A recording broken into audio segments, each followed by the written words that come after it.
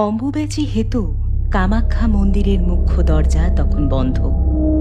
এই সময় দেবী ঋতুমতী হন, তাই গর্ভগৃহে প্রবেশ সবার নিষেধ। কিন্তু এক বিধবা নারী মলিন সাদা বস্ত্রে মন্দিরের ভিতরে গভীর ধ্যানে মগ্ন।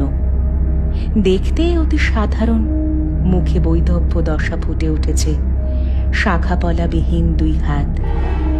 সে কোনো সাধারণ নারী নয়, মায়ের সাধনায় মগ্ন তন্ত্র সাধিকা ভ্রমর দেবী, যার কঠোর তপস্যায় সন্তুষ্ট হয়ে দেবী কামাখ্যা আবির্ভূত হন এবং তাকে উপলব্ধি করান নারী শক্তির মাহাত্ম্য।